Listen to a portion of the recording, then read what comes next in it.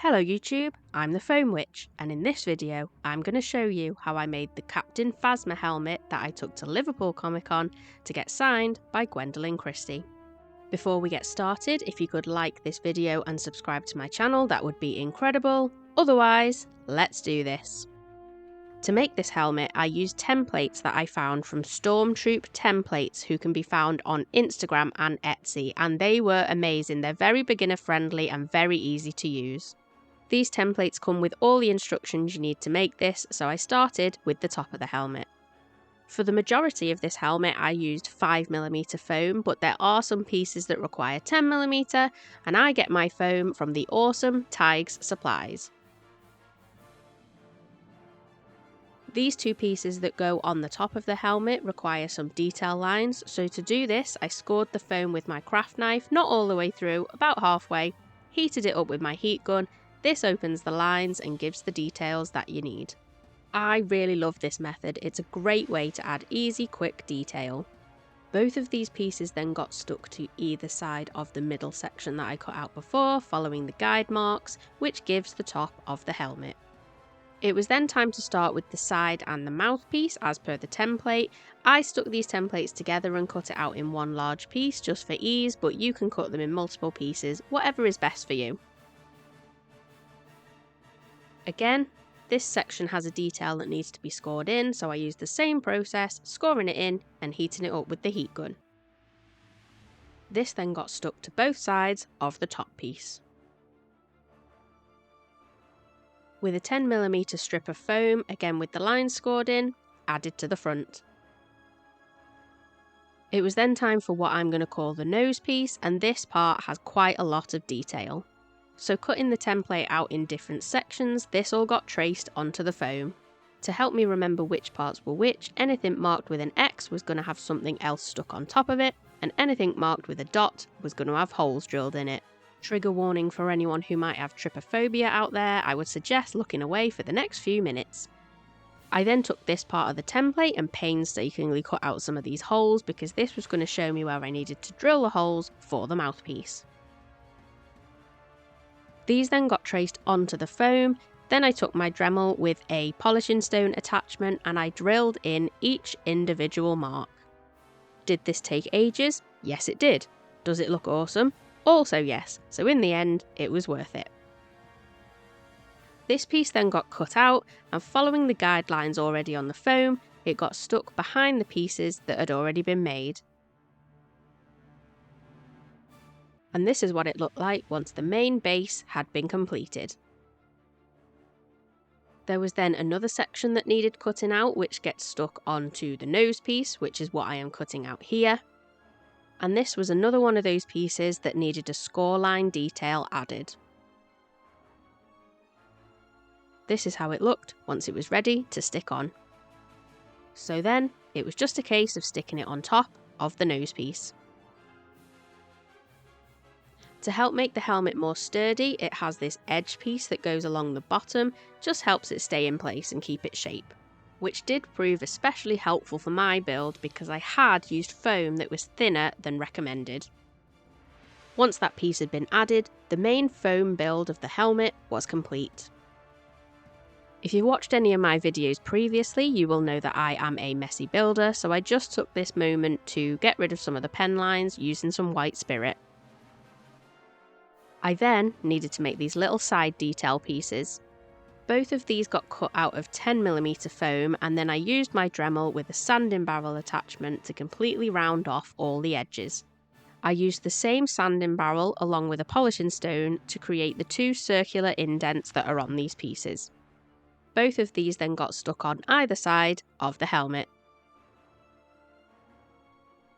All of the edges on this helmet then got sanded down with my Dremel just to round off the corners, just to tidy it up even more.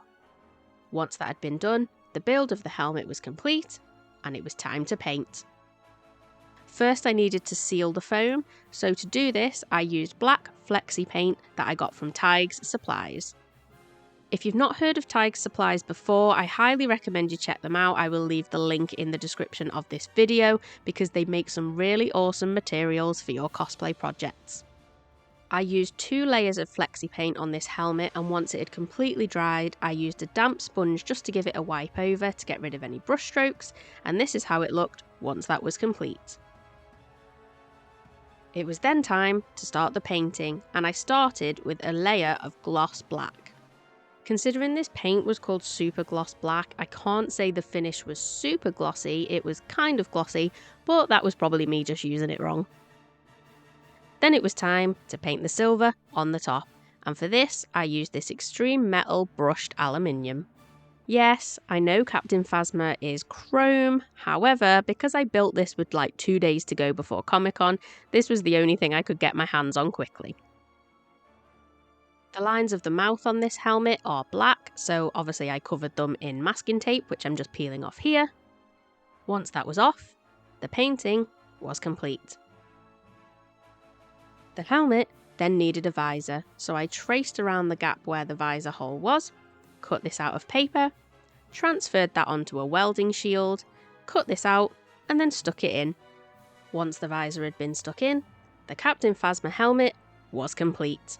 Like I said at the start of the video, this helmet was made to get signed by Gwendoline Christie, who plays Captain Phasma at Liverpool Comic-Con. Captain Phasma is my favourite Star Wars character. In my videos you can sometimes see that I've got a Captain Phasma tattoo on my arm, so as soon as she got announced for Comic-Con I just knew I was going to make a helmet to get it signed. So the next part of the video is going to be some of my trip to Comic-Con. As someone who absolutely hates getting up early, this time seems completely unacceptable. It's almost 4:30 in the morning. However, today is Liverpool Comic-Con, where I'm going to meet Gwendoline Christie. So, here I am, I've got my coffee, I'm going to drink this, I'm going to get ready, and then I'm going to go and get the train. So, it's going to be a good day. The morning of Comic-Con wasn't great because there was floods everywhere, the trains were all cancelled, so it was a bit of a mission to get to Liverpool. However, I did get there in the end and I was very excited once I knew it was going to be happening. Obviously I was meeting Gwendoline at Comic-Con, getting an autograph and a photo with her, but I was also meeting Carrie Elwes, who plays Dr. Gordon from Saw, because as you might know, I am a massive Saw fan. I'll be honest, I didn't really see much of the Comic-Con because I did spend all day stood in Gwendoline's autograph queue. However, it was worth it for what you'll see at the end. So we are here, we've made it to Liverpool Comic-Con, we've got through the queue, so we're just waiting to go inside now, and it's very exciting! Shout out there to Ben, the attention-seeking geek, who I spent the day with at Comic-Con. Go and check out his YouTube channel because it's awesome! So just in the queue waiting for the Gwendoline Christie autograph. This is the 3rd time of being in the queue now before it got cut off. So hopefully this time I'm going to make it and get my helmet signed. And this, my friends, is what made everything all worthwhile. The helmet was finally signed. Can't tell you how much getting the opportunity to meet Gwendoline meant to me. I had such a special conversation with her while I was getting this signed. I got to tell her how much Captain Phasma and both herself mean to me. And she said such incredible things about my crafting, and it was just mind-blowing really. I'll never forget it. So that, my friends, is the end of the video. I want to give a huge thank you to anyone who has watched it. If you could give it a like, that would be great. Also, if you could subscribe to my channel, that would also be awesome. So all I've got left to say is, I'll see you next time.